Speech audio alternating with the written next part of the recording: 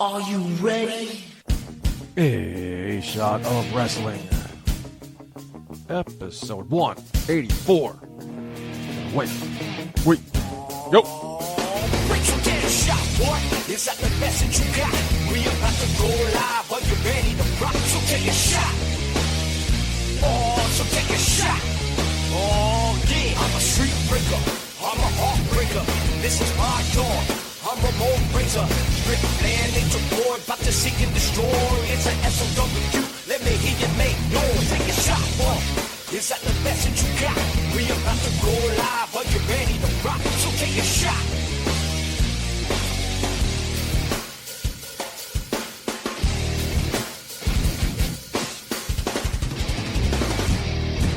Hello, everybody, and welcome to episode 184 of A Shot of Wrestling. I'm your host at Michael J. Putty. Welcoming back Mark Schwann. Mark, how's your helicopter ride? My helicopter ride was fantastic. Thank you for asking, Putty. No problem. How's your week? How's everything going? Welcome back. You were missed last week. I know. I was on set. Doing a helicopter scene, actually. Yeah, I just said that. Well, you made it sound like I was coming in by helicopter. Don't you usually? Whatever fits my fancy. Sometimes I come in by limo, sometimes personal driver, sometimes I drive my Ferrari. Whatever I want. Well, like you said, you were on a movie set. Mm-hmm. And you told me you couldn't make it last minute. She was running long. I'm sorry about that. Yes. So I said I went to the bullpen, brought in Green Man last minute. So a big shout out to Green Man for coming in, filling in for you last minute. Surprise it came. Thank you, Green Man. Thank you so much. The yeah. show must go on, with or without me. You owe him a lot. He saved your ass that week. Yeah, well, maybe I'll buy him a round of drinks. How about that? And me? Sure. Dick. You miss me, man. Admit it. Yeah, because Green Man just rambles on. Did you listen to last week's show? He just rambled on. Couldn't get a word in edgewise with that man. See, with me, I give you a little bit, I allow you to speak. I'll take what I can take. On your own show. Big week in wrestling. We had Hell in a Cell. Of course, the round 2 of the Wars. Of course, BWF. Of course. How can we forget BWF? We were there ringside for the brutal hardcore street fight for the first time ever between two women main eventing. What a match. And how can you forget the Satsujin Squad added another championship to their reign? Thanks to the general manager. Man, just call the cops. You guys steal everything, huh? What do you mean? The guy was trying to make a historic night by unifying the 5 Brewers Championship and the United States Championship, and job well done. What He is up the ante. Shotgun Shane Adams, the general manager of BWF, Bronx Wrestling Federation. What's his Satsujin name? What do you mean, what? Because you're the Hollywood. Yeah. Naya's the queen. Right. Rick Ricon's the cyborg. Like, what's the Shotgun's Satsujin name? Well, he's not a Satsujin member. He is. He is, though. You can stop, BSing me. I'm not BSing you, Putty. You have all these theories. If it walks like a duck and talks like a duck, it's a duck. Listen, it's not my fault that the man probably he likes us. Don't get me wrong, but the guy does a phenomenal job as a GM. Okay. I support him all the way. Look up that in the dictionary, please. What? Using the word wrong. What? Phenomenal. Phenomenal? Yeah, you're using the word wrong. Shady is the word I would use. Sketchy, corrupt. Just because things didn't work the way you wanted them to, Putty, doesn't necessarily mean that he's shady or corrupt. Fair and square. Listen, fair and square. I want him to be fair and square. Tyree Taylor lost. That's it. He lost his championship after winning a brutal match. He shouldn't have to face another fresh competitor. A brutal match. I mean, Tyree Taylor. Talking about a guy who can't count to fucking 3, though. Let's move on. Tyree Taylor could have just walked out. He could have just got out of the ring, taken a loss by count out or whatever. But no, he fought. He had a choice. The choice was his, and he lost. November 2nd, the 9th anniversary of BWF. The WrestleMania anniversary. 9 years in the making. Your boy's going to get locked in a cage. TJ Marconi, Bronco, El Jefe. Can't wait. We're going to be locked in a cage? You get your comeuppance. Listen, hopefully someone punches you in the face. What, me? Yeah. Me. You ran away like a little bitch when Tyree came to your face. Because I'm not a competitor, Putty. To stop talking all this trash behind the microphone and running away when a guy confronts you, man to man. Man to man. Tyree Taylor. Shane. I say stuff, and he approached me. I said it right to his face. He's triple the size I am, and plus, my representation has never cleared me to wrestle. Oh, they don't even like me doing what I'm doing right now, but here I am because of my passion for professional wrestling. You know what I'm passionate about? What? Redheads. Okay. I've always had a thing for redheads since I was a kid. My favorite Baywatch babe was a redhead. Okay. Don't know what it was about redheads. I think I heard somewhere that most guys do tend to lean towards redheads because they're so rare. They are rare. They're a rare breed. So I always have a soft spot for redheads. And I found out that the cute redhead from Boy Meets World is doing porn now. Did you hear about this? Wait, what? No. Oh, my God. this is taking me off guard. I was wondering where you're going with this. You didn't hear about this at all? You watched Boy Meets World, right? No, I didn't, actually. Oh, my God. Then this conversation's moot. But it's funny to hear. It's not funny. You don't know who she is. I love hearing when actors go into porn. I think it's hilarious. Maitland Ward is her name. Check that name out. sounds familiar. Yeah, she's a tall, smoking hot redhead. I haven't looked up her stuff yet because my mother's listening. I'm a good Catholic boy, so I don't know how she's performance-wise, but maybe I'll check it out eventually. You hear that, Mama Putty? Your boy watches porn. For research purposes. Research for what? The show? Conversation? Like you should have done? Anyway, anything you want to talk about, Mark? For me, personally, I want to talk about wrestling. I'm sure everyone that's listening wants to talk about wrestling, so let's get right to it. There's lots to talk about. Lots to talk about.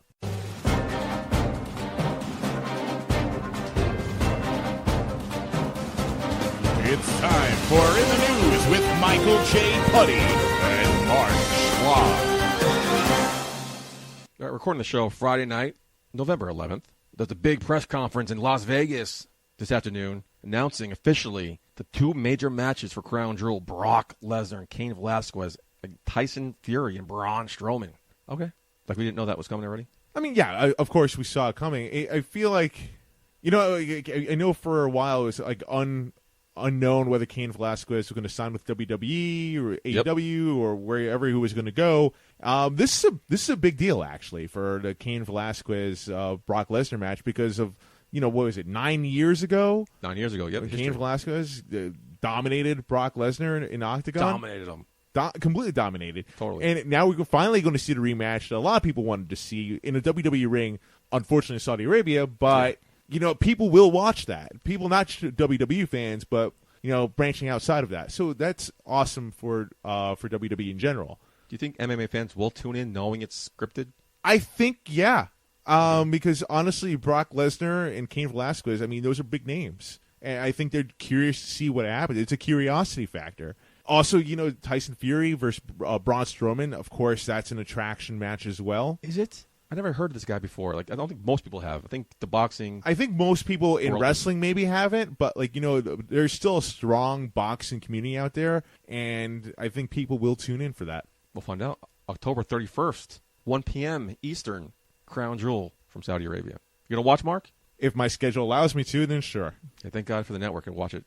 I still get to watch the last Crown Jewel, so I probably won't watch this one, but we'll see. Speaking of Cain Velasquez, though, reportedly signed a multi-year deal to WWE.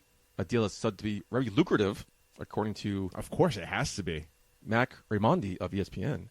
The report noted that the MMA heavyweight also informed UFC officials his decision to retire from the Octagon, and he has been removed from the UFC's drug testing pools and from the UFC heavyweight rankings. Well, how old is he? I don't know. He looks like he's in his 40s, right? Yeah, UFC fighters, they don't tend to age well, but... Yeah. He could be 29 for all we know. Yeah, that's right. But wasn't there also a rumor, too, that he was doing broadcasting as well? Like possibly being a broadcaster for WWE? No, that was the other guy, the current heavyweight champion. Who? Daniel Cormier. Oh, that's right. Him and Brock Lesnar had that little beef in the ring. That's right. Octagon. My bad. Cain Velasquez is leaving MMA with a 14-3 record. He's a two-time UFC champion. One of those times he beat Brock Lesnar for. Saying, and I quote, "This is definitely my focus. My family is into it. They love it. They're super excited. I've never seen this excited about something I've done in a while." Huh. Okay. I don't see where he goes past Brock Lesnar, but I guess we'll find out. Now, what I'm confused is this match between Brock Lesnar and Cain Velasquez. It's not for the Universal Championship. It's the World Heavyweight Championship. Is it WWE Heavyweight Championship? Yeah. Apparently, it is. It is. They didn't announce it, but on SmackDown, they did say something about it. Cain possibly winning the championship. Wow. Okay. That's crazy. That is wild, then. Bray Wyatt getting a championship opportunity didn't make sense to me. Does this make sense, being that they have history in the past in a different sport? Yes. Yeah, it does make more sense. I think one would argue what happens next. Yeah.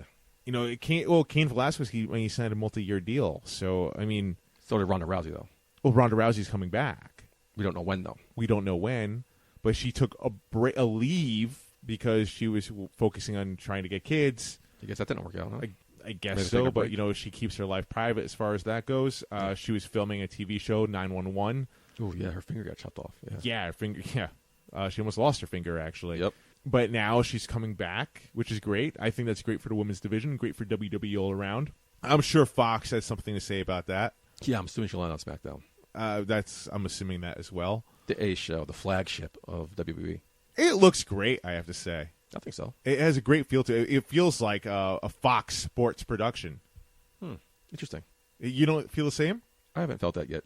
No. All those cameos they have. I like they had Aaron Andrews backstage.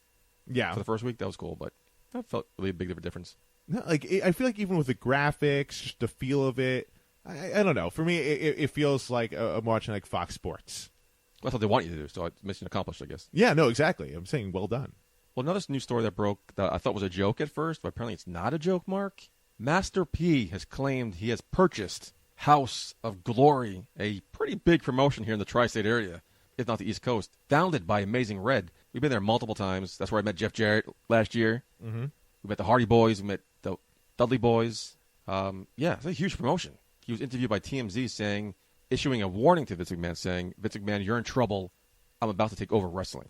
Yeah, see, all right, so this is the thing. I saw this too when him on TMZ, Master P, and I didn't know what to make of it because his tone and what he was saying, it just sounded kind of like a joke. I checked House of Glory's websites, their social medias. They didn't report anything. Right. But then other people got picked up everywhere. So I don't know. I still don't know if this is a joke or not. Or maybe he has bought a stake in it. Maybe he's a partner now. I don't know. But if it's true, I don't know what that means for House of Glory. House of Glory is not national, right? It's just a tri-state, local, maybe the East Coast. I'm not really too sure about. I mean, from what I'm aware of, yeah, it's a East Coast thing. So I don't know why he would put his money in a... I mean, House of Glory is a big deal in the tri-state area. Yeah, huge. One of the biggest promotions we have here in New York. Yeah. Besides BWF and BCW. Exactly. And Evolve. You can't exclude them. Well, I can't because I've never been to their shows. They don't pay us money. Or give me a job commentating or you job managing, right? Yet. Well, that's why I'll still show them love. What's up, Evolve? But yeah, I think that's very surprising, Master P doing that. I mean, I guess, because he had ties in WCW way back when. Yeah, he did. He's looking to get back into wrestling. So I guess only time will tell if this is a joke or not. They have a big show coming up soon, so I guess we'll find out more then. Or what even it means what for the long term. We'll find out. We'll keep you abreast. In other news, Hulk Hogan was recently interviewed by the LA Times where he revealed he still has hopes for one more match after his upcoming back surgery. Much love to Hulk Hogan, but please no. He wants it to be against Vince McMahon.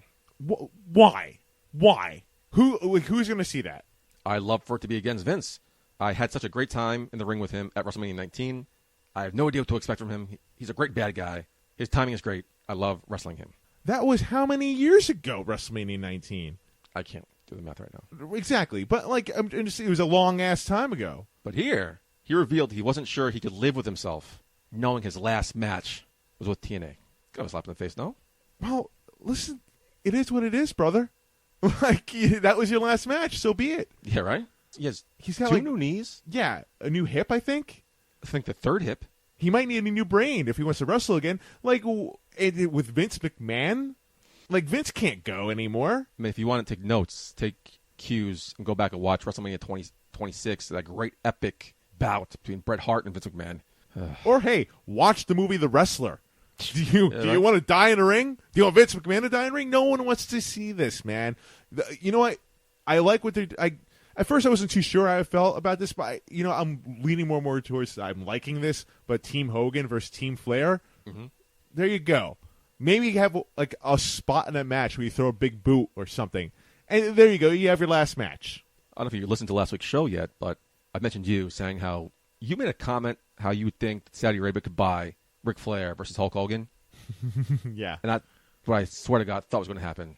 When they were walking down the ring and started doing that awkward confrontation. Yeah. Out of nowhere, because they were two nice guys, and all of a sudden Ric Flair snapped. Yeah. So I thought you were getting your wish. But it turns out they're doing Team Hogan, Team Flair. But both of them are talking trash, so maybe something's going to happen in the ring. I wouldn't be surprised. And you know what? I think... It's crazy, because the fans were eating that up. I think the fans were expecting that, surprising, too. Yeah, I was like, what? Really? Because you know what? These guys are icons. They're legends. It's cool to see them going back and forth at each other. It's a nostalgic feel. But once it actually happens, Flair was on his deathbed months ago. Just a few months ago, we saw Undertaker versus Goldberg in the ring, and as cool as it may have sounded, what we actually got wasn't as good. Someone who's smart enough to walk away, Bret Hart. He's in the news. He never shies away from his opinion.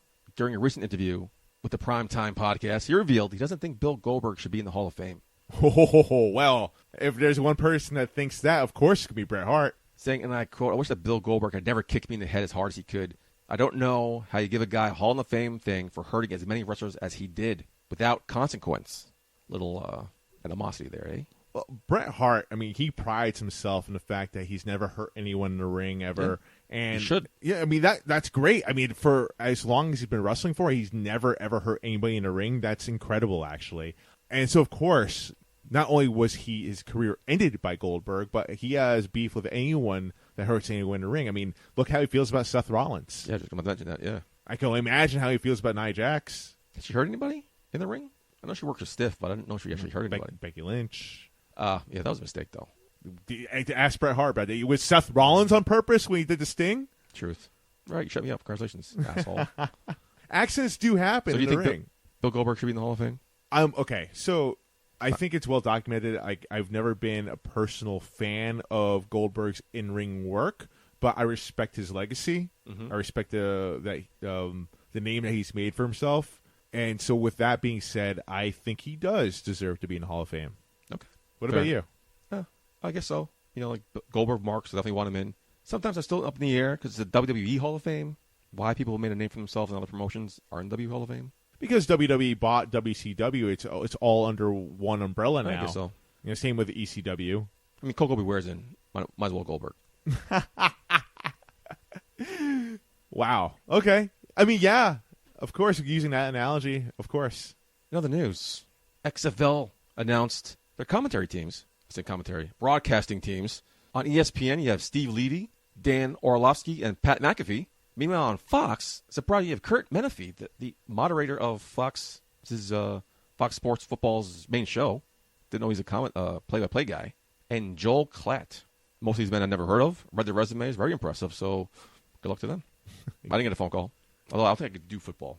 Too many names. If you could see the look I'm giving Putty right now. Really? Too many names? How many names did I mess up during the whole Escape from New York tournament? You weren't there for that. I wasn't there for that. I'm sorry, what'd you say? Continue with the XFL? No problem, Mark. They announced details about the upcoming draft taking place on October 15th and October 16th. Do you hear about the details of the draft? No, what's it? Different. Players will be drafted. 71 players will be drafted to each team in 5 different phases, with teams choosing 10 players apiece.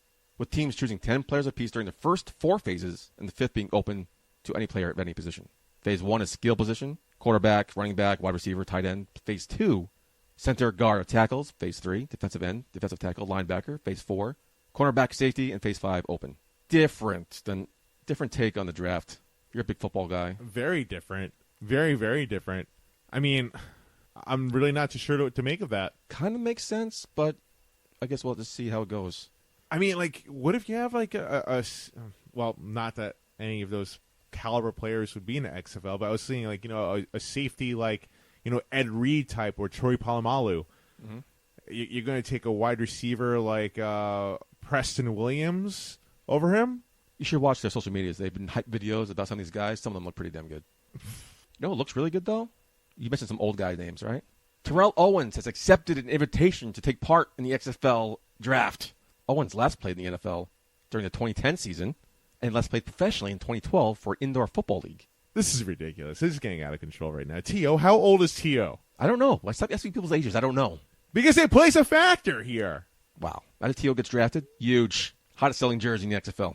Calling it right now. The only selling jersey in the NFL, in the XFL, excuse me. I owned an XFL jersey, so shut your mouth, dick. You are legitimately... I'm sorry. Go say it. Say it. You are legitimately the only one that I know that owns an XFL jersey. Okay, whatever. There's millions of us. Millions? All right. Check social media. I want to go millions. Check social media. You'd be social media. Thousands. Guru. Hashtag XFL 2020. Hashtag XFL. Hashtag Michael J. Putty. I'm going on social media right now. I'm going to Twitter right now. I want to see how many followers that XFL has. So while you're distracted with that, I'm going to do, finally, another news. Folks, on the weekend, I like to keep noise in the background, so I turn on Spectrum News New York 1. 140,000.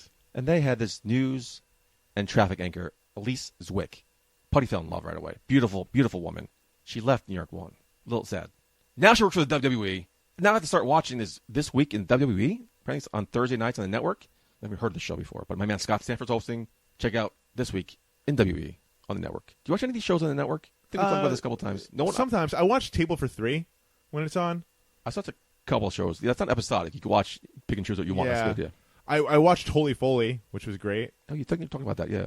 I'm trying to think what else I watched on there. I first started getting into Total Divas on there, actually. No, don't be embarrassed. It's a good show. It's a great show. I'm trying to think. I've watched a couple of stuff on there, like their lists that they had, the rivalries. I watched a couple of those photo shoots. I watched one of those. That was okay. And also known as? I don't know that one. Maybe I was saying it the wrong name, but it's when they take a superstar and look back how they got started under a different name during the Indies. Oh, okay. Yeah. That was a good show. Definitely check that out. You know what I liked? They stopped doing was the one with Pete. What's his name? Pete Rosenberg. Oh, that was a good one too. With I think he left the company, no? Yeah, with JBL, that was a and good Corey Graves. That was great. They could bring that back. You don't need him. No, they could bring like a similar type of concept. Like me and you. Fuck yeah, I'll be in. Probably can't curse though. Oh, well, freak yeah, I'd be in. Fork yeah. Fork yeah. Hell yeah. Mark, I see your beer's almost empty. Let's go downstairs, refill it, and play this interview. Green Man's back with interviews. Welcome back, Green Man. Last time we were focusing the spotlight on the women, and here's an indie standout, Davienne. Green Man, take it away. If you're ready and willing, I'm able, and if you have not done so already, make sure you follow us on all forms of social media at A Shot of Wrestling on Facebook and Instagram, and Shot of Wrestling No A on Twitter. You can also contact us via email at inbox@ashotofwrestling.com or dial it up 619-343-3005 and leave your comments on A Shot of Wrestling hotline. Now we say it time and time again that wrestling brings us together, and today is no different. Today we are joined by one half of the Top Dogs, not America's sweetheart, Davienne. Welcome to A Shot of Wrestling. Thank you for having me. No, it really is our pleasure. We remember your performance at Queen of the North for BCW, and ever since then, we've tried to keep an eye on you and see what's going on. But, you know, you're also an icon, so women's icons for Battle Club Pro, so we're going to be seeing a lot more of you in our area. So thank you for joining us on this interview on A Shot of Wrestling. Oh, thank you so much. I really appreciate it. There's a lot to talk about, and first we like to start off with you specifically, your come-up story in the world of professional wrestling, the women's revolution, the women's evolution. It's been big, but I feel like in the past year, after like actual WWE evolution, they've kind of taken the spotlight out of women. But in the independent scene, it's still something that is very much desired. It's still something that I think Battle Club Pro does very well in putting that spotlight still on the women athletes. What do you feel like? How is the day in and day out for women in this business? I definitely think now is the time to be a woman in the wrestling business. Like, it's the best it has ever been, as somebody who started 6 years ago, going on 7 years ago. So I've kind of been through like when it was in a slump, I would say, especially in the New England area where I'm from, and now it's just like really skyrocketed on every single level, not just the independent scene, obviously with WWE, and even though it's taken maybe a little bit of a back seat on, you know, the mainstream programming, it's very much alive and well in the independent scene. There are so many all-female promotions or even just all-female shows. Battle Club does a great job promoting their females. I was driving this past weekend with another one of the trainees, or not a trainee anymore. He's a wrestler now, but when he started, I saw him as like a younger wrestler or whatever. And he was like, "Oh yeah, I would love to work for Battle Club, but aren't they an all girls promotion?" And I was like, "No," but it just shows how well that they promote their women, because there is a lot of women on the show.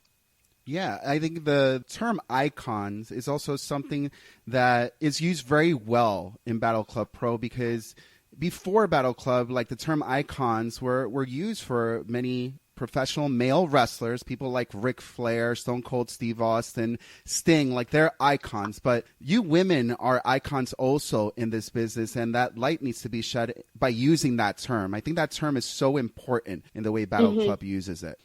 I think so too. I think it's really cool to use that term. Like, I feel like a lot of promotions try to go along of like the divas or something like that, Right. or like diamonds or something like feminine. Not saying icon isn't like, I mean, it kind of sounds a little bit feminine, but not really. Like, it's not, it's almost gender neutral, which is really cool to be like, oh yeah, it's an icon. Like, I don't know. I just think it's a cool word. I totally agree.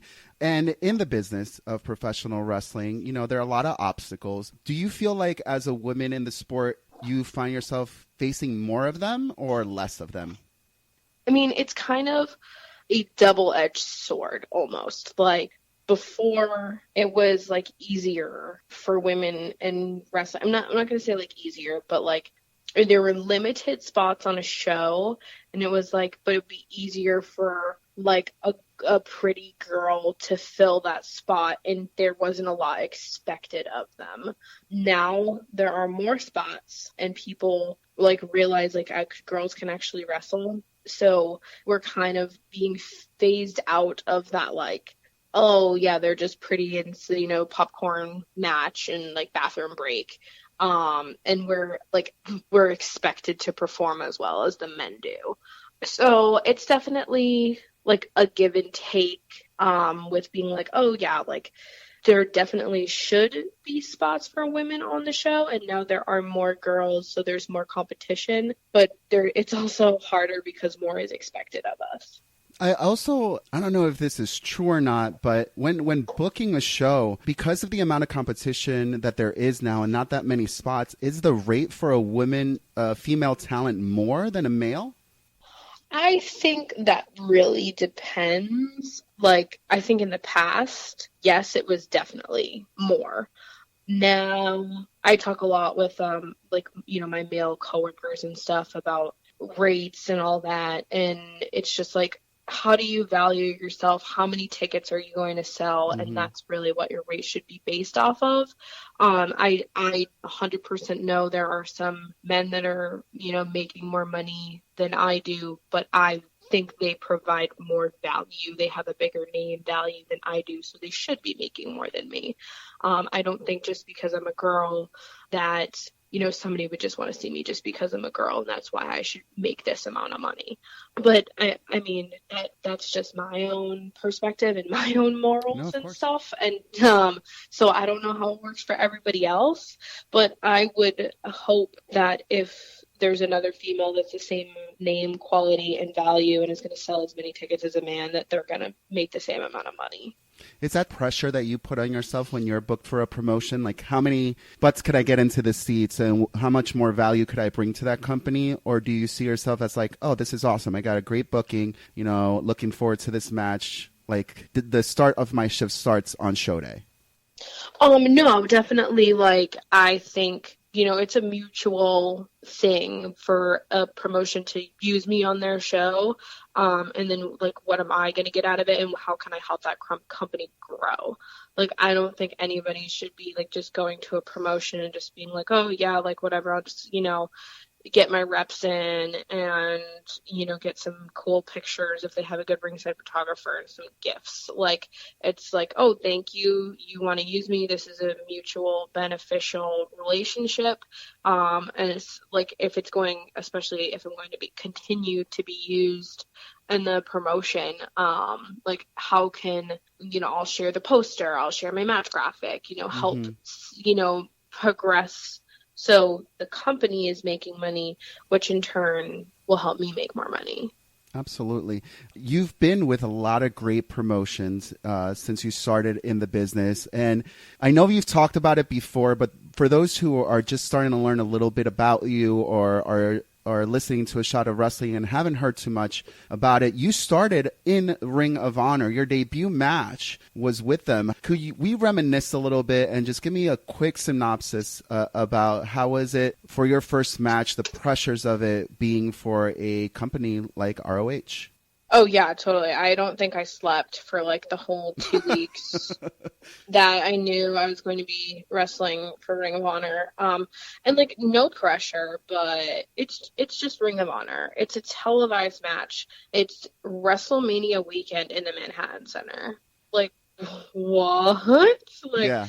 literally like the Hall of Fame ceremony was going on down the street. Like and that was my first match. Like how ridiculous. I was so terrified. I just remember like sitting in the locker room and like me and Rhino were talking about traffic and I was like, I have like no business being here. Like, and it was at the time like Davey Richards was with the company too, and like people call me Davey for short, and I like everybody's like Davey, Davey, Davey, and I was like, there's no way they're talking to me. Like it was. I just sat in a corner, was just terrified the whole time. I had no business. But it was such a cool experience. My trainer, Brian Fury, was there with me. And I honestly think just because he put so much pressure on me, and not just me, all of his students, all of us have, severe mental issues with being like trying to impress him. Because he'll never give us any morsel of like a job there, kid. Yeah, awesome. Anything. Keep doing that. Yeah.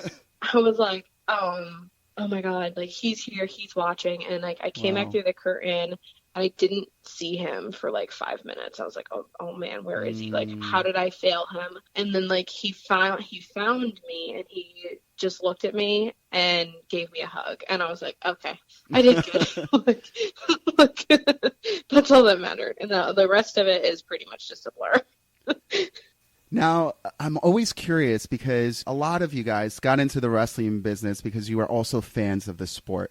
So you were watching a lot of the product, WCW, WWF, and now a new generation of talent is coming on watching you guys, So one day there's going to be a little girl, a little kid who's going to say, I saw her at Ring of Honor. I saw her at the Hammerstein Ballroom, and now maybe I'm sharing a locker room with her.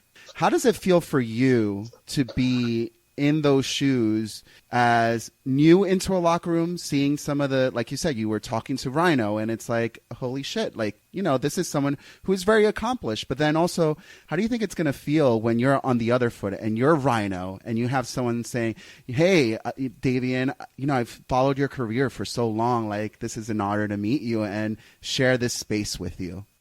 Oh my God, it'll be so weird. Like I've had some like smaller scale experiences so far with I don't know if you're familiar with Team Sea Stars, but they were like big fans before they started training. Yeah. And like they went up to meet me and were like really nervous to talk to me, and I was like, this is so weird. And now they're like two of my best friends. And I adore them, and they're doing so well in their careers. And then my nephew was like really, really into wrestling, or he still is, and he found like he just YouTube just wrestling, and some of my matches like came up in his like what would you like to watch or whatever, like suggested videos, and he called me and was like, Auntie, you were on YouTube, like, and it was just like the craziest like weirdest feeling. And like even like a lot of the younger generation in New England, they call me mom, even though I'm only a couple years older than them. Yeah. But yeah, like it's like they're like, you're like raising us, and it's like it's kind of bizarre because I still don't feel like I have any right to be doing that. But they're like, no, like you're teaching us, you're raising us, like you're kind of just the person for us. I think it's weird because that term of like the veteran label sometimes doesn't just matter of how many years you're being put in the business, but wrestling is moving at such a fast pace. Like so many people, especially with AEW, are getting that opportunity to shine on that national level, which leaves those spots open for people who maybe just a few years in the business, but now have more experience than someone who just started 2-3 years ago. Mm-hmm.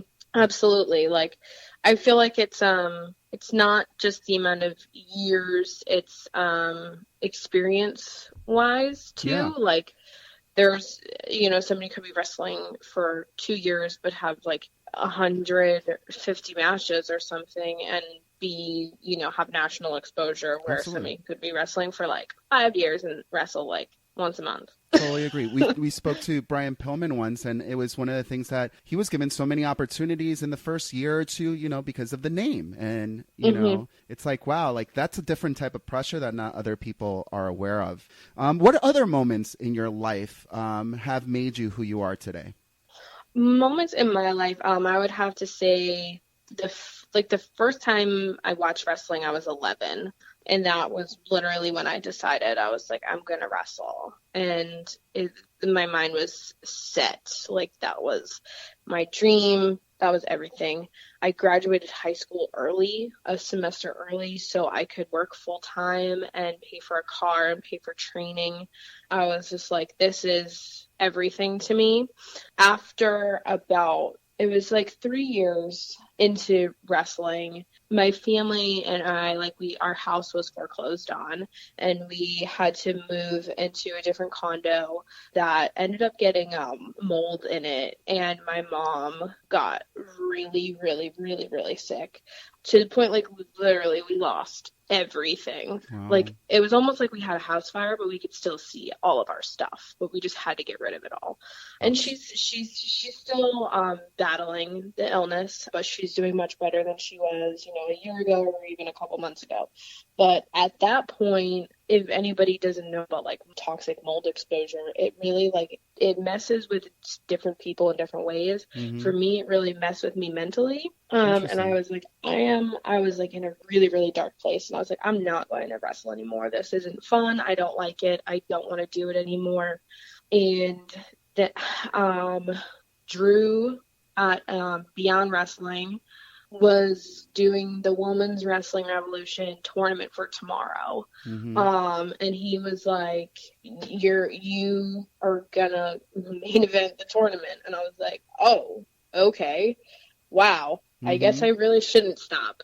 And that really kind of just turned things around for me.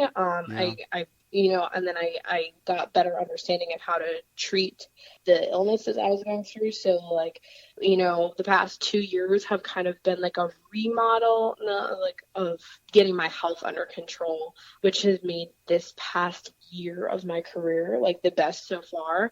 I've enjoyed wrestling so much and just my life so much in the past year that it's a complete 180 from how I was 2-3 years ago.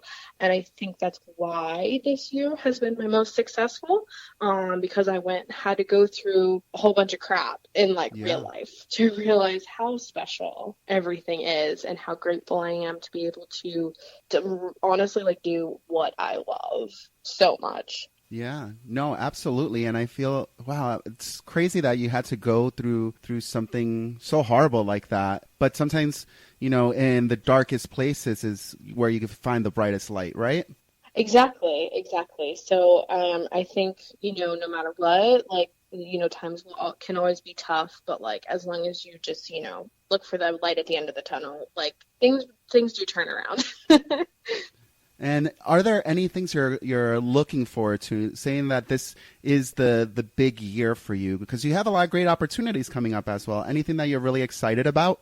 I think the biggest thing I'm excited about right now is Skylar and I, as top dogs, are debuting for Shimmer in That's November. Awesome. Yep. So that was really our number one goal this year is we really want to work for Shimmer. And then so we just happened to find out a month ago when they reached out. We were like, oh my God. It literally almost had a heart attack. And then also Beyond Wrestling Uncharted Territory Season 2 is going to start in October. Really excited about Season 1 was something insanely special. And I think Season 2 is just going to pick up right where it left off. Now, a lot of people in our area are very familiar with Beyond because we're on the Northeast. But for people who have not discovered it yet, what would you say is special about that locker room and what you guys are doing in that promotion? Beyond Wrestling is it has always been something really special, but now it's just on another level. Everyone in the locker room wants the absolute best for each other, and we want to provide the absolute best wrestling for not only just the crowd in Worcester or wherever the venue is, but for everybody watching on IWTV, you know, like basically we just want to take over the world. Yeah. Like it's The level of matches crazy. you guys are putting out there, it feels that way, which is awesome. Yeah. Yeah. It's just like, to me, it's like, you know, it's 2 hours on, it used to be on Wednesday, now it's Thursday, 2 hours of quality wrestling and a quality story. Just like, I mean, I can't get enough of watching the shows back. And if anybody's a wrestling fan, I feel like there is a piece of wrestling for everybody. Like, do you like, you know, strong style matches? Do you like more athletic matches? Do you like intergender wrestling? Do you like more like hardcore wrestling? Like, there is a piece of it on maybe not every single episode, but like at least 2 or, you know, 3, 4, 5 times throughout the season is like, and you get the most like insane matchups possible. Like people from Canada are all over there. I think we had people from Australia in the Discovery Gauntlet, and like the Discovery Gauntlet is so cool. Just like people who deserve a shot and may not be known. It's just like the coolest thing going, I think, right now, and it's just so special. Totally agree. If you're not down with it, definitely check it out. It's also filled with a lot of moments. I think that's something that you guys do very well. Like, you pay close attention to the story that you're telling in the ring and creating those ones, which is very, very cool. What advice would you give for someone now? You've got a lot of accolades, you have a great story, but someone who's just getting started, whether it be male or female, what advice would you have for someone just getting into the business? Don't give up. It's gonna suck. It will suck so bad. Not only will training be super, super hard, just do cardio as much as you can. Because, I mean, if you train like where I train, there's a lot of cardio to break you. You just can't give up. You have to get to where it's fun. In the first year, probably not going to be fun. You'll have moments where it will be fun, but you just have to get through it all, and then finally you're just gonna wake up one day and be like, wow, everything's making sense to me. It's like a door magically opened. And also just try to have the best support system that you can. I have, 3, 4 girls that are like my girls right now, and having them as my support system is the best thing that's ever happened to me. Yeah, we started the show by saying that wrestling brings us together, and it's because people affect you in wrestling that you wouldn't even expect. It's a family here. You mentioned these 4 girls. Who are these girls, and are there any other people that you're grateful that wrestling brought into your life? Oh, absolutely. So I would say Skylar is one of them. Ava Everett. She's pretty new in the New England scene, but she's so ridiculously talented and is going to do insane things, as well as Picture Perfect Sierra. She's been training since she was 16. She's 18 now. She's still trying to do college and wrestle at the same time. Wow. Again, ridiculously talented. And Team Sea Stars are also some of my best friends. That they're just the loveliest bunch of girls I have ever met.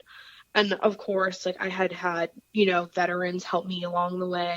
Mistress Belmont and Alicia Edwards were like my 2 to help me when I was younger, and now I have my little squad for us to all help each other. You have a great debut coming up for Shimmer. You mentioned earlier it was part of your bucket list. Like, once you start achieving these things that you're scratching off the list, that list keeps evolving. What is on that list, or what are you looking to put on that list in the upcoming years? So upcoming years, I would say my definite goal is to be able to wrestle full time. I would love a contract to be able to just wrestle full time, make wrestling my only job. I'm not gonna say I'm like particular about a place. Like, if it was WWE, if it was AEW, if it was Impact, any or Ring of Honor, like anything, I feel like I could be happy wherever I go. In the meantime, build my brand as much as I possibly can to show my value and to deserving a spot on a roster like that. Now, as fans, we're always like creating these like matchups, these imaginary booking ideas. So we always like to ask, if you were to put yourself in a WWE current storyline, what would you write for yourself? Ooh, oh my gosh. I personally would love to bring back Trish for a last match. You know, I know she just had it with Charlotte, but I would love to wrestle for Stratus. How would you bring her back? How would I bring her back? That's a good question. I definitely enjoyed gosh, how Charlotte did bring her back while we're on that topic. Because, yes. you know, Charlotte is known as like, no offense to Becky Lynch, but like the man, you know, she really is at the top of the women's division. She has won multiple championships. Many people see her as one of the very best. And for Trish to come back, you know, she needed to fight the very best to see. So I love that storyline of, you know, her antagonizing Trish, like really, like you were the best back then, but there's no way. And also the women were doing different things back then to what they're doing today. Like Charlotte Flair is having a lot more quality matches than many of the men on the roster.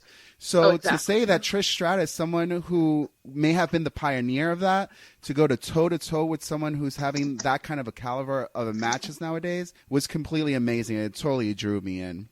Oh yeah, I loved it. I loved it. Is there any storyline in the E right now that really like motivates you, like as a fan, to be like, wow, that's pretty good? I literally just got caught up on TV. So I think you're probably then a week ahead of me. I'm still trying to catch up. I really popped for the Sasha Banks return. Because I was like looking at her hair and I was like, what is going on with her hair? Like, there's no way she returned to TV with like a bad weave. Right. And then she did the wig reveal, and I was like, okay, I'm here for that. I'm here for that.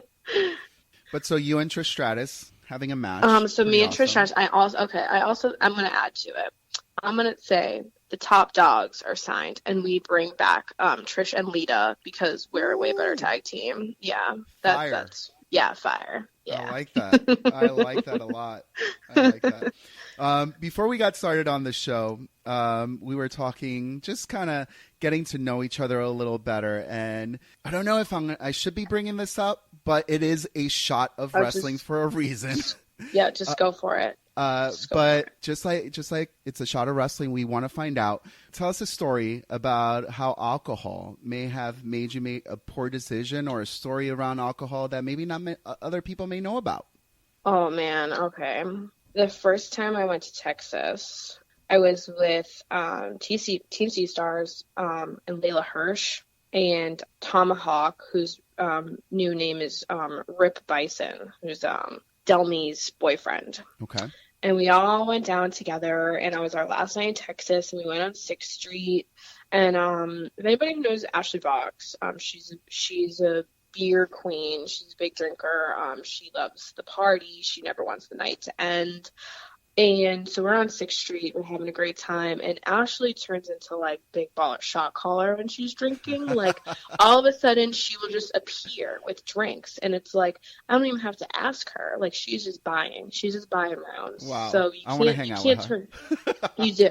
You can't turn it down. And it's like, girl, like how much do I owe you? She goes, no, it's okay. It's the memories. So I love that. She's a lovely human, but she wants to kill me, I guess, because I don't drink. I do not drink nearly as much as Ashley. And neither does Layla. So Tomahawk and Delmi, they tapped out before we did. And so we went to one last bar on 6th Street, and I was like, you know what, Ash, you got to call the Uber. Because, like, she gave me one more margarita, and I was like, oh, God, I'm going to die. Cannot do this anymore. And Layla was literally, like, asleep in the bar. And so we get back to the hotel, and Layla fell in the elevator. No way. She just fell. She's fine.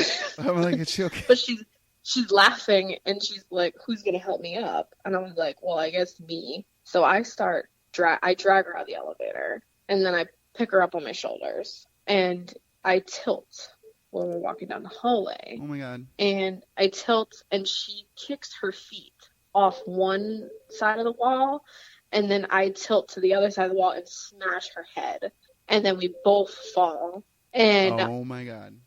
whenever I drink, my go-to phrase is, "It's fine," and it's never fine. So I just grab her and I go, "It's fine." And she gets up and then she goes, "Lucha dive," and does a roll in the middle of the hallway. Oh my God.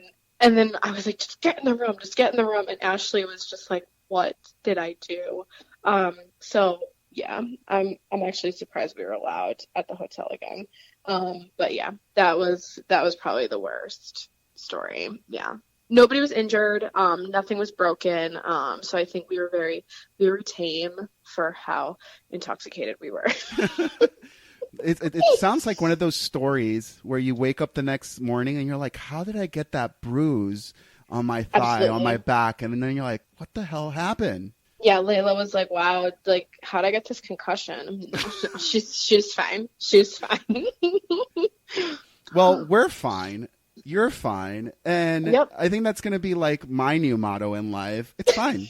It's fine. fine. No matter what's going on, how bad my day is, it's fine. Yeah, it's fine. It's fine. You know what would be really fun? For everybody to give you a follow. Keep following your career. If we wanted to follow you on social media, on YouTube, where could we do that? Yes, my social media on Twitter and Instagram, it is both at Davienne __ because Davienne _ was taken. And on Facebook, I have a like page that's at Not America's Sweetheart. I am horrible and don't have my own YouTube channel. I keep saying I'm going to make one, but I never do. But there are matches on there if anybody wants to watch. Also, a ton of matches on IWTV.live. And you can use Beyond Wrestling's promo code to get 20 days for free, I think. Okay, very cool. Yeah. Since we mentioned YouTube for a moment, if you had to recommend someone to go watch something of yours on YouTube, what is that one match you would recommend? One match I would recommend, I would say like my favorite one on there is myself versus Skylar from Beyond Wrestling. I'm blanking on the date, but it was summer of last year, and we were the main event of New England Mania. So on Beyond Wrestling's YouTube channel, it's Davienne versus Skylar. Well, Davienne, we would like to thank you so much for joining us here on A Shot of Wrestling, and I really hope that we share a nice moment over a cocktail very soon and let you know that it's fine. It's just fine. It's fine. It's just fine. It's fine. I love you. Thanks for joining us, and stay tuned for Last Call. Oh, thank you.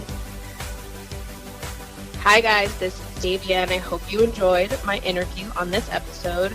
Please feel free to listen to any and all available episodes on B Plus Player Radio and bodyslam.net.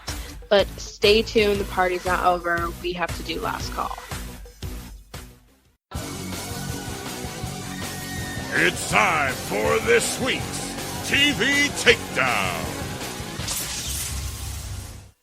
Thanks, Green Man. Thanks, Davienne. I'm sure stay tuned to our YouTube page for the full unedited interview coming up soon. Looking forward to that. Busy week of TV, Mark. Huge. Let's take it down. What do you got for me? Well, dude, I have to say, on AEW Dynamite, what a promo by Chris Jericho. I love how he brought up the list casually in there. Did you watch it or no? No, I caught the tail end of that promo, though. It was a good way to introduce everyone and the reason why he has him in his faction, the Inner Circle. That's good. Explaining why they're there. That's good. He just had the crowd in the palm of his hands, dude. What was the list about? How do you bring the list up? Oh, he was just like, and Sammy Guevara, he talked him up, and it's like, and that's why he's on my list. Oh, nice. That he made the list or whatever. And then he got to Jake Hager, excuse me. So he used to call him Jack Swagger. This is part that I came in on. And the whole arena was chanting, "We the people." Chris Jericho just shut them up by telling them, like, hey, that was done by stupid creative, blah, blah, blah. He just shut them up with that. It wasn't a stupid idea. It got over. It got over. What? The We the People got over. It wasn't But think about this: if you're reinventing a man in a new promotion, and they all know him as Jack Swagger from another promotion with We the People, this is how you shut them up. Chris Jericho did that masterfully. And it just proves why sometimes wrestling fans are so stupid and piss me off and are, what the word you look like to use, fickle? Fickle, yeah. The whole crowd was chanting, We the People. Chris Jericho shut them up, made them feel stupid, yet everyone was chanting AEW then. Like, what are you chanting AEW for? Because of the brilliant job that Chris Jericho did. Then chant Y2J then. Well, he's not Y2J anymore. That would go along. He'll always be Y2J. That's going along with the fact of We the People. Chris Jericho is reminding everyone WWE is a thing of the past. We are AEW now, and we're here to stay. Do you watch the whole show? Unfortunately, I couldn't because of my schedule, but I watched enough highlights. I watched Raw and SmackDown. No NXT? No, I keep forgetting it's on. Ooh. I'm not used to watching wrestling on Wednesdays. You know what feels weird for me? I actually had Tuesday to myself. Okay. And it felt weird to not watching wrestling on Tuesday night. You could have watched Access TV, Impact's re-airing their pay-per-views. Oh, my God, I forgot about that, about TNA.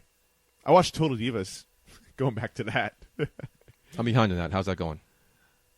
It's going. It's weird without the Bellas there. But they are there, though, right? They're in the promos. They have cameos. They shouldn't be there. They have Total Bellas, which is a phenomenal show. Okay, let's move on. What's about Bailey? Oh, yes. Fantastic. The little tease at Hell in a Cell, knew something is coming. She has a new look. I like how she came out selling her old gimmick, her old look. And just destroyed it. And just totally flipped the switch. Yeah. And destroyed everything. Yeah. Perfectly done. I was wondering, too. I was like, I kept on seeing, what are those little floating things? Wacky Wable, inflatable tube men? Whatever. Like that, the tube men. I kept on seeing that come out. Like, you're a heel now. Like, yes, this needs to go away. And the music it just needs to go away. And man, as soon as I was thinking that, she just got rid of him. Picked up that Spike. Yeah. Just destroyed him. Chopped off her hair. Got rid of the pigtails. I'm liking it. You don't usually dig the short hair, but she looks pretty good. It fits for what she's doing. Going back to what I always say, heel women always look hotter. And then what about that promo at the end? Oh, great.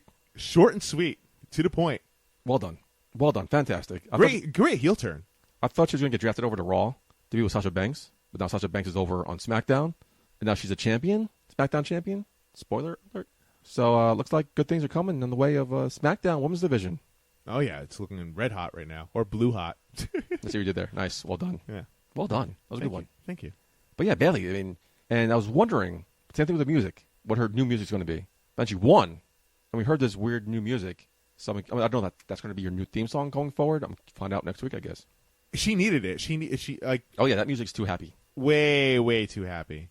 Now, what's her number one fan going to be? Like, what's that little girl who's ringside? I actually was on Twitter just before. She's loving the new character. She tweeted out she tweeted out to be like, "Hey, loving new character development. Loving it. I'm looking forward to see how this goes. Yeah. Don't drop the ball next week. See what happens next week." And I like the match itself too with Bailey and Charlotte and how she won. And Corey Graves sold it too on how she yanked the hair to roll up. It was like instead of like holding the tights, she held onto Charlotte's hair. Oh, another thing. Can I have another takedown, please? Yeah, sure. Fucking Charlotte Flair. Ugh. What? She wins her 9th championship and loses it that night when Bailey cashes in. Oh, right, so she's champion for 30 seconds. Right. Mm-hmm. Then she wins the championship and loses it a couple days later. Not the first time. She's not a 10-time champion. She is a 10-time champion. Come on. She's going to beat her dad's record next year. That's what they're forcing us to do. Like, same thing with Sasha Banks. Sasha Banks is a 4-time Raw champion. She's been champion, 12 days? Pretty much, yeah. They shouldn't count. It does. It does count. I don't know. I think it's lame. Don't like it. Because now she's going to be 11-time champion in weeks, and she'll probably lose it right away. She'll be a 12-time champion by the year's end. We'll see. I mean, here's the thing, though. Charlotte is way too good not to be in the title picture. I think that's the problem. That is the problem. They backed themselves in the corner with this one. But, she has excellent stage presence, or ring presence, I should say. John Cena wasn't always in the title picture. For a long time he was. It was until the end of his career that he wasn't. No, there was times he wasn't. But he was involved in a heavy storyline. I think the thing is, they're still building the women's division. Yeah. You know, there's only so many matches that they have in the card. You know, if Charlotte were to, if they were to give her like a huge storyline with someone that's not in the title picture, that could work. But, you know, maybe this whole shakeup, maybe that'll help. Who knows? Draft. Oh, draft, the reset button, whatever you want to call it. When they first split the brands Raw and SmackDown 2.5 years ago, I was so hyped about the draft. Covered it head to toe, top to bottom. I was right on top of it. I don't really as excited this year about the draft. You know what, though? I like the way they're doing it, making it feel like a legit sport with the NFL draft. The war rooms. Well, here's the thing, though. It's done by different networks now. So Yes. Fox, as Right. we know, they made very public. They want exclusivity. I can't speak. They want to be more exclusive Yeah. as opposed to USA. Yes. And I'm wondering personally how pay-per-views are going to work going forward. But if they want to be that exclusive from each other, Now I'm assuming they'll still be. They tried that, didn't work, so I'm assuming they'll still be the same thing. maybe we'll see. But you know, it feels different right now. I was curious. What I found out is going back to the brand splits back in effect fully. I was wondering, like, well, who's going to be in charge? Who's the general managers? But now it's, I guess, the network executives. Yeah, Different. Which is a great call. I love they're clearly actors, so I love the What? That guy with his face painted wasn't a Fox executive? Yeah, because they had the Fox robot in there too, right? That was great. No, but like they're clearly actors. I love their reactions, but yeah, no, of course it does feel like more of a sport as opposed to having like a general manager, a commissioner. Yeah, so I'm out curious there. to see how the authority figures work out going forward, but we'll find out. I don't think there is going to be an authority figure. I think they're just doing what the networks are doing. They're keeping it like kind of almost like a real thing because it is kind of real in a sense because the networks do obviously have a say because Paul Heyman really wanted the Fiend to be on Raw. Mm-hmm. Obviously didn't happen. Yeah. SmackDown obviously wanted it more.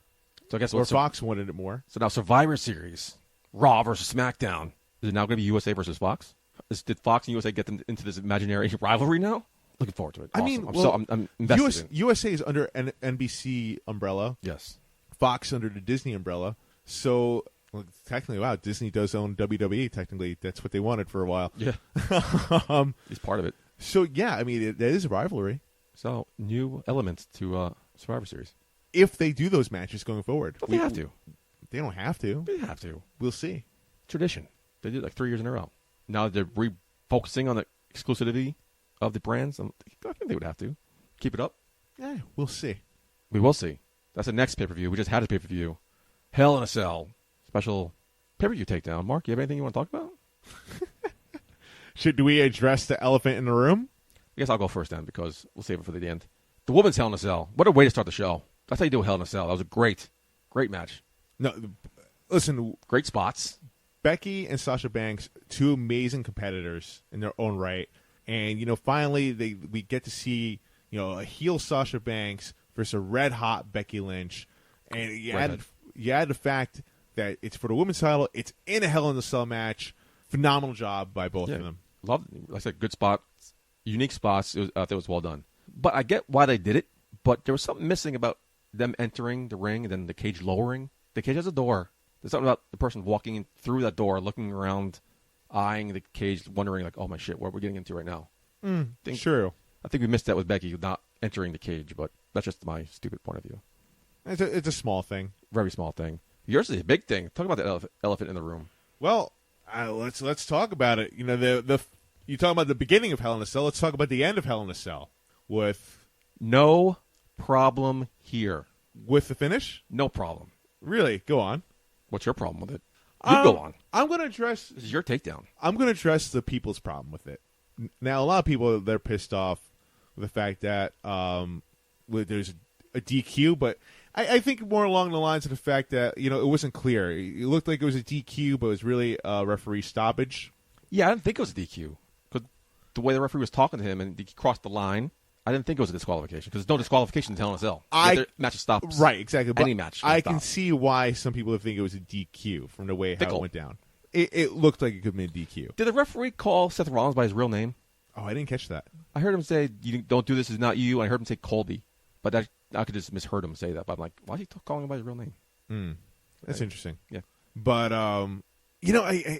they really trapped themselves. This match honestly, as much as I love Bray Wyatt and his character, I feel like, honestly, this match just shouldn't have happened yet. Well, you said it a couple weeks ago how Bray Wyatt had to win the title here because if he lost, his character's back to square one.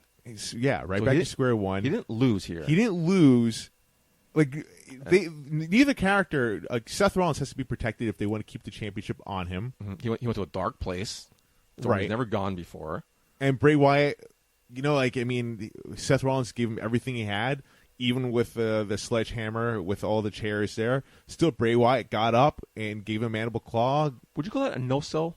Because he kind of was down for a while. He sold it. Yeah, okay. Because he was down for a while, but it was kind of like Halloween-esque with Michael Myers. That's exactly what he wanted to do. Right. That's what they were going for. Right. Some creepy horror movie where the guy won't stay down. See, and mission accomplished? Here's what I was thinking for what could have been an ending. Because he had the whole thing with Bray Wyatt and Braun Strowman about like a week before, right? Okay. And on Monday Night Raw. Braun Strowman's pissed off. Oh, yeah, okay. In the middle of this match, Braun Strowman rips the door open, gives a huge power slam to Bray Wyatt through the ring, right? Mm-hmm. Everyone's like, holy shit. Match stoppage, of course. Seth Rollins looks down. Bray Wyatt gets up, mandible claw, brings him down under the ring. End the show. But that would kind of continue the feud with Bray Wyatt and Braun Strowman. Or make it a triple threat in that case. In which case, for the next pay-per-view... Well, they can't because Ron is now on SmackDown. Well, right. Oh. Bray Wyatt's on SmackDown. Exactly. You could have continued that feud there. Well, Lorna, there's different things they could have done with that, but it would have made everyone look strong. So I was annoyed at the fans' reaction here. I thought it was really stupid. But I took to Twitter and I said he wasn't DQ'd, folks. Let's relax. The referee stopped, and at least we have a champion who's on TV every week now instead of some guy's going to appear here and there. Some guy, I didn't catch his name. I'll get it later. He kind of wrote back saying it wasn't the fact that Bray Wyatt lost. It was the fact that I saw that. Yeah. I guess that kind of made sense how they're not letting him win, but he can't win that yet. No, he can't. That's what I'm saying. You have to protect the character. We didn't get what we want. Let's cry. Let's throw a hissy fit. Let's cancel our network subscription. Oh, that was ridiculous. Okay. You did that when Roman Reigns won the Royal Rumble. You came back. I'm assuming people would come back as well. Exactly. But now there's alternative, though. So maybe they won't come back, but we'll see. We're just tired of people crying when they don't get their way. Well, yeah. Oh, my God. Now I'm wondering, we want Bray Wyatt to be champion. We want Bray Wyatt to be champion now. When he's champion, are they going to turn on him? Of course they will. Of course they will. Because that's what they do. Yeah. That's what people do. Say it. Fickle. Thanks. They're fickle. We're on the same page. Awesome. It's rare. It feels weird. Very rare. But no, I seriously, Bray Wyatt, he's phenomenal what he does. They had to protect the character. Could have been done a different way. Sure. Did not mind the red light, though. It added the creepiness to it. The red light, I don't know. It did feel like a horror movie type thing because he kept popping up after it. Nothing fazed him. It was great. Can you imagine what it must have been like to watch that live? Oh, the red huge light? distraction. I'm sure it must have been weird. Must have hugely sucked. I don't know. I've been at Hell in a Cell, and the cage already enough is somewhat distracting. Yeah, and now you have a red, the whole red light thing. They could have done away with that. Personally, I am always not a fan of that. But the ending, listen, I wasn't the biggest fan of it, but I get it. So where do they go from here? They announced the rematch somewhere online, then deleted it. Now they're drafted on 2 different shows as of now. Well, no, Seth Rollins hasn't been officially drafted yet. If he gets drafted to SmackDown, do they change the belt color to blue, or does the Universal title stay on Raw? I don't know. Yeah, it was a random question. I wasn't expecting the answer. I was curious to see what they do here because the Universal Championship is not necessarily exclusive to Raw.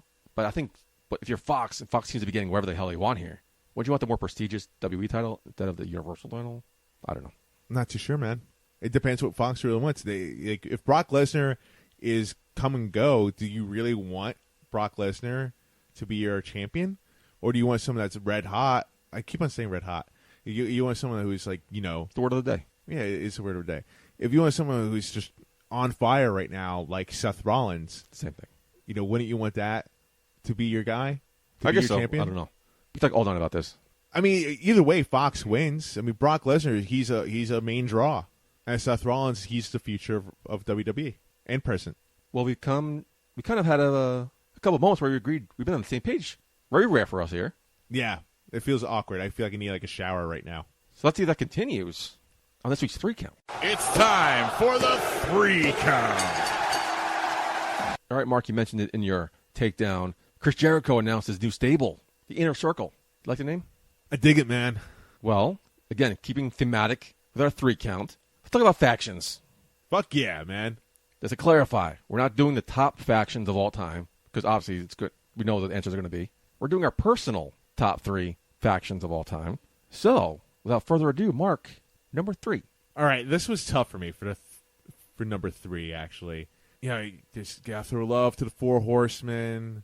You know, Evolution, obviously a big deal. But you know what? I really liked, and people might make fun of me for this, I loved Legacy. Really? Okay.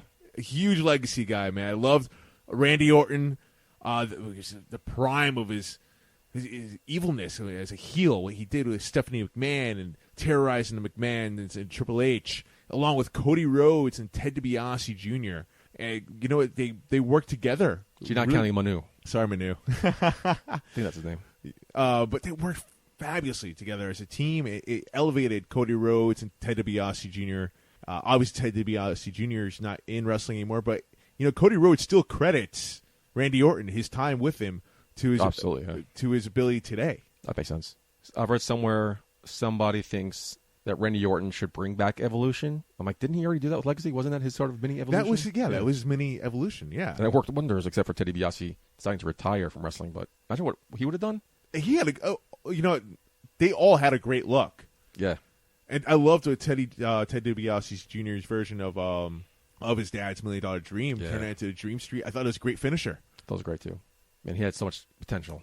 So much potential. But they eventually broke up. He didn't really quite hit his stride as a single competitor, and I don't know necessarily. Maybe he didn't have the passion for it anymore or whatever. But he lost his passion. He found God, and now he's a preacher.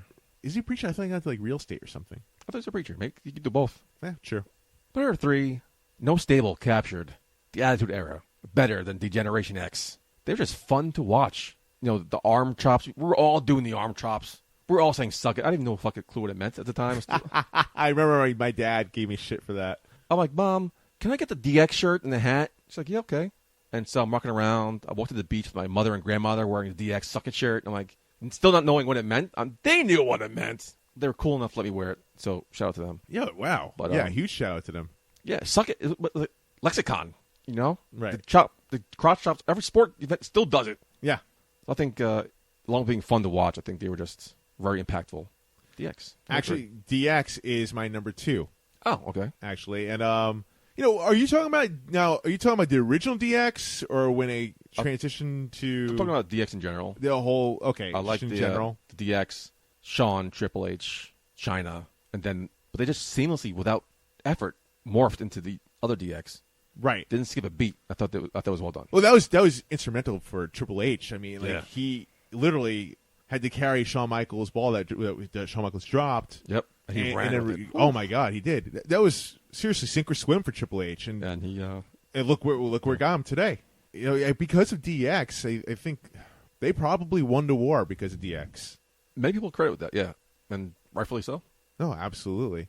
And, like you said, they were fun to watch, and lots of great storylines, lots of great matches, great rivalries, and instrumental to wrestling of today. And they looked like they were having fun. Oh, absolutely. Yeah. You felt that. And which is why, they were heels. Mizark Henry. Right. Oh, my God. That was great. Yeah. That was great. But when they started off as heels, with Triple H, Shawn Michaels, Rick Rude, China, you just couldn't help but root for them. Yeah, they were such jerks.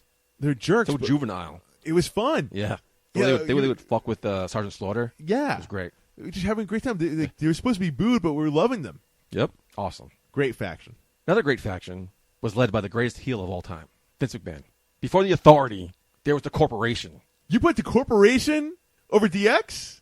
Well, I'm a Vince McMahon guy, yeah. All right.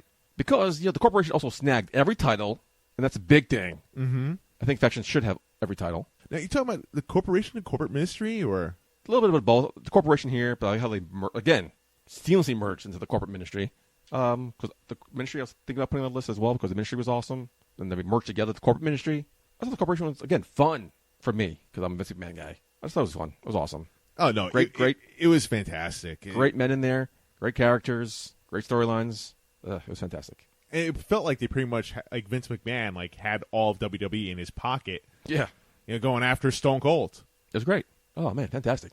Oh, it was that was up for me. That's an honorable mention for me, the corporate ministry, because some people didn't like it because there was like too many people. Okay, I get those same people put NWO as number 1 too, so I'm not. And here I am with my number 1 pick, the NWO. Listen, cliche as it might be, I have to put NWO over DX just because of the fact that You didn't watch WCW. I did for NWO. That's what I was about to say. I wasn't a WCW guy, but when NWO came on, I had to watch. I was so intrigued by them. It was when starting off with just the Outsiders, with Scott Hall, Kevin Nash just doing their thing. Hulk Hogan turning, forming the NWO, and next thing you know, who else is going to join? And it just more and more, it just grew into like an army. It was sick. I loved it. Okay. Okay. Great number 1. Great, predictable number 1. Listen, people put DX at number 1. People put the Four Horsemen as number 1. People would even put Evolution as number 1. What do you have, Putty? Evolution was my number 1. Because again, this is not the greatest factions of all time. It's our personal favorite. Right, exactly. And this should come as no surprise to anybody. I think that's why you said it. I've been Evolution Mark on this show since day 1. Dominant faction in the early 2000s. Help launch the careers of Randy Orton and Batista, which is what a faction should do. Again, everybody had the titles. It was cool. Evolution was cool. Limousine riding, jet flying, and Evolution, I guess, of Ric Flair's character. Oh, man, it was just freaking awesome. It actually rejuvenated Ric Flair's career. Oh, yeah, what was he doing? Nothing. Yeah, personal life, he even credits, his time with Evolution for getting him out of he had some demons he was facing. He was doubting himself. He felt like he wasn't the same Ric Flair. And, Triple H bringing him into Evolution, that helped him. Cool logo, cool music. The music was cool. Oh, man. I want to get married just to walk out to that theme song. I want to see that. That's dope. Well, you invite me to yours. You want to my one. So. All right, fine. I won't give you a gift. Honorable mention, though, huge Right to Censor fan. Oh, wow. Okay. I don't know why, but I remember one time asking for Christmas a black tie. I didn't have a black tie. I had black pants and a white button-down shirt and went to Catholic high school, but didn't have a black tie. Santa Claus gave me a black tie, so I was able to rock the Right to Censor uniform, but nobody noticed. I feel like that was just such a small time for Right to Censor. Small time, yet perfect time. Yeah, true. They didn't last long either, but it was just for what they did, it was perfect. Yeah, it was a great idea because of just what was going on with the Attitude Era, and what a great way to be a heel than just to be a group of people that just try and do everything right. Another honorable mention I was going to mention, I didn't mention them because I don't really know too much about it, was Aces and Eights in TNA. From what I heard they were fantastic. I heard they were fantastic too. Obviously I can't put them in because of the fact that obviously. I really don't know much about them. And I think some people would say right now that the stable of Adam Cole and oh yeah, I didn't think about that. Undisputed Era, yeah, that they have them in their top list. Or people would even put the Shield on top. Shield's in my top too, but just for the fact that they launched careers. Yeah, I mean Shield is probably one of the better ones of our time. I was never a big Shield guy. I never got into them. Nexus. Again, we can go on and on. We can go on, but of our personal top 3, I guarantee you not many people have Legacy in theirs. No, I don't think so. But we do want to hear yours. What's your personal top 3? Because I know Pete Rosado will pick Four Horsemen. Green Man is going to pick DX. But personally, what are your personal top factions of all time? Let us know on our social medias, inbox at StarWrestling.com, or dial it up 619-343-3005. We eagerly await to hear how many people pick Evolution over NWO. Or what about just a random faction that maybe we just didn't even name? Give me Mean Street Posses. I love the Mean Street Posse. With the League of Nations. Raven's Nest. That was a big one. I've seen a couple times. Oh, what about the $1 Million Corporation? I thought about that too. That was fantastic. They were a great one. But hell, we can go on forever about these factions. I'm sure we will after the show's over. All the ones we missed on our lists that didn't make the top 3. Time for go home thoughts, Mark. It's been a long night. Let's wrap the show up. Yes. Any go home thoughts for you? Go home thoughts. Oh my God, I have tons of thoughts. Hey, listen, I want to hear your opinion about something actually. Okay. And if people can dial in for this as well. I want to know, just to solve an argument here with me and my wife. Oh, okay. Your wife's right. No, she's not. Okay. At what point do you get your gas? Do you wait for it to hit when the light comes on that you ran out of gas, or do you do it before then? Well, I guess you don't listen to the show before you came on because I've told this story many times. My struggle with my gas tank. My gas meter is broken. Okay. So anytime I get into the car, it's automatically on full. And then as I'm driving, it goes right to empty. Ooh. And apparently it's a wiring glitch is going to cost several $1,000s to fix. Of course it does. So my parents gave me this car. They said just keep track of the mileage. So every 100 miles, I go get gas. Okay. So I don't know. You're asking the wrong guy here. But if I am in a car that would work properly, I would probably wouldn't wait till the light goes on. No. I would wait till it's about a quarter. Thank you. I wait till it's a quarter. Oh, so your wife is wrong. Well, okay. When it's at a quarter, that's when I go get gas. You don't want to take that risk. No, because especially like with the lights on, like, all right, the lights on, like, am I going to make it to the gas station? Exactly. I get anxiety. I mean, that's this great Seinfeld episode. I think like anything goes. That's my Seinfeld. wife. Yeah. That's why she just drives that thing until it's fucking done. Even if I just got gas like a week or so before, when I go to your house, I always fill up because I'm so paranoid. I don't want to. Right. Because you're stranded with no gas. Exactly. So yeah, you're right. You're absolutely 100% right. She's like, oh, it's no big deal. She goes, I only happened to me once when I ran out of gas. I called my dad. It was fine. Once is too many times. Thank you. Once is too many times. That was only happened once. Once is one too many times, and you still do it. You're right. That's stupid. Please, whoever's listening, please dial in. I want to hear your thoughts, or tweet us. I need to hear this. I think you get a lot of backing up on this one. Thank you. I deserve it. Recording the show October 11th, Friday night, is the 44th anniversary of Saturday Night Live. The 44th anniversary of the Clintons getting married, Bill and Hillary Clinton. Oh, wow. The 44th anniversary of my parents, Mr. and Mrs. Putty, getting married. Congratulations to Often Mr. tell and Mrs. stories Putty. about them supporting me in my wrestling, even to this day. Happy anniversary, Mr. and Mrs. Putty. Yes. Thank you for everything. Enjoy that bottle of champagne, bottle of bubbly I gave you, if you will. I See what you I did did there? Yeah, it is. Another big announcement. A Shot of Wrestling is bringing back our viewing parties. Mark, before you came to the fold, we had viewing parties. Now Okay. I'm pumped I'm going to be part of one. Now we're bringing them back. November 9th for AEW's Full Gear. Location to be announced, but it will be here in Queens. No Bronx. It'll be here somewhere in Queens. We know the location. We're just finalizing stuff, so clear your calendars for November 9th. AEW Full Gear. I think it's headlined by Cody Rhodes, Chris Jericho. That's what it is so far, yeah. Okay. So come out, watch wrestling, save yourself $60, whatever it is. Come to Queens, hang out with some wrestling rowdy fans, and AEW Full Gear somewhere in Queens. Stay tuned to our social medias: Instagram, A Shot of Wrestling, Facebook, A Shot of Wrestling, Shot of Wrestling, no A on Twitter, for more announcements coming soon. Looking forward to it. Amen. Mark, that's it. We're done. Ready to go home. I'm ready to call it, man. I got to film this weekend. The helicopter? No, a whole other scene. Oh, train? Hot air balloon? No, I got some fight scenes coming up this weekend, so. Oh shit. Oh, yeah. So for Green Man Davienne, This is the Hollywood Mark Schwann, your favorite actor. I have been at Michael J. Putty. Until next week, Putty out. Ladies and gentlemen, at this time I need to announce it's last call at the bar. All right, everybody, we have made it to another great, exciting, riveting episode of A Shot of Wrestling. But just when you think it's over, they bring us back in, and we're still here with not America's sweetheart, Davienne, and it's last call. It's rapid fire questions. It's the first thing that comes to your mind, Davienne, that you should answer.